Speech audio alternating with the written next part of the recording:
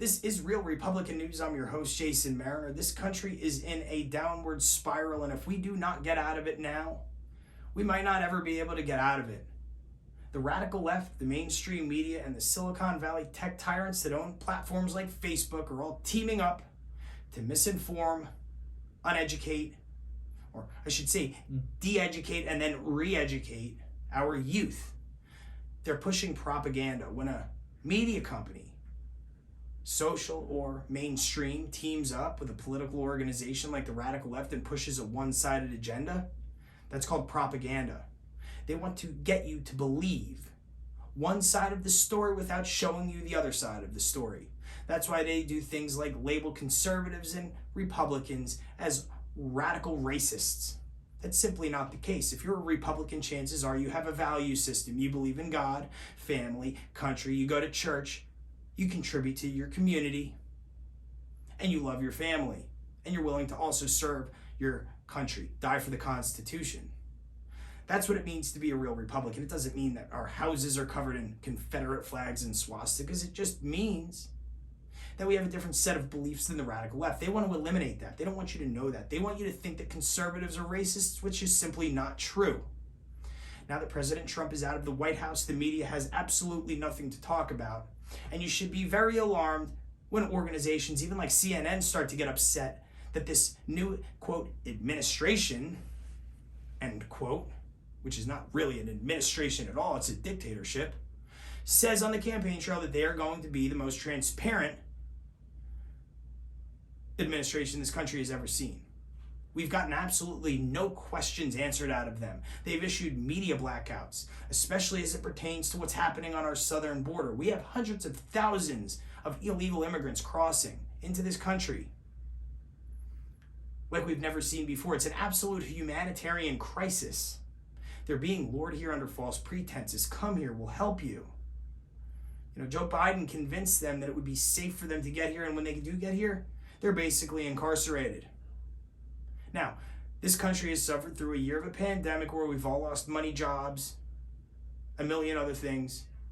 And now we're creating a scenario where we have hundreds of thousands of undocumented immigrants who our tax dollars are going to support. They're going to need healthcare, clothing, food, and shelter.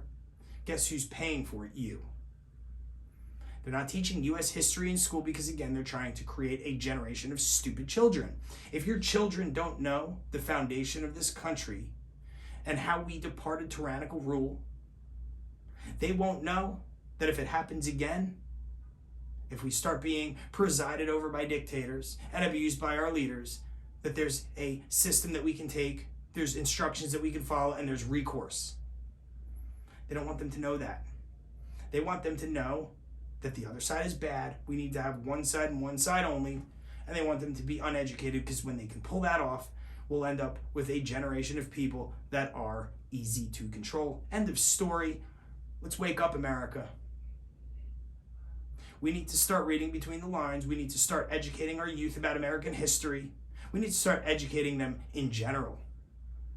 Didn't they say that they were going to follow the science, and when the pandemic started to get better, that we wouldn't be wearing masks anymore and socially distancing and that our kids could go back to school? That's not what's happening. They're telling us that the masks are here to stay, so is social distancing. If you read any book on war, divide and conquer, that's exactly what they're doing. They're getting us to fight from within. Our president turned down a meeting with Vladimir Putin. Vladimir Putin said, let's meet, let's talk. Instead of trading barbs, why don't we have a sit down in front of the world as two leading world powers? Jen Psaki, circle back Jen, she said, well, President Biden's a little too busy. He's busy, he's going to be in Georgia, and he's also going to be spending a lot of time falling upstairs, being blown over by gusts of wind. I guess that would take up a lot of your time if you could be blown over by a gust of wind. So not only do we have a president who runs away from other world powers when they ask for a discussion instead of trading barbs, but we also have a president that can be blown over by a gust of wind. Doesn't make our country look very strong now, does it? I bet you right now China's wondering when they should attack. Russia's probably doing the same, and I know Iran is as well. In fact, Iran has already attacked us without repercussion. They've bombed U.S. bases. Now, let me be clear. These were militant groups that are Iranian-backed. That's what our intelligence says. They've bombed U.S. bases, and those bombings have gone unanswered. America looks weak. We are the laughing stock of the world right now because we have a lame duck president who won't do a thing for his people, who won't explain what's going on after promising that he was going to be transparent and good for this country. Well, the country's falling apart at the seams. It's time that we, the people, do something about it. Read your Constitution, read the Declaration of Independence, crack a book about U.S. history and how this country was formed and what our founding fathers did, believed in, and how they achieved this country that has been absolutely great for 244 years. We're going to start helping you do that through re-education. We're going to tell you what happened, how we became who we are, and hopefully we're going to make a dent. We will have, before you know it, a social media platform where you can say and act as you do. We are going to follow the Constitution. That's going to be our playbook. Plain and simple.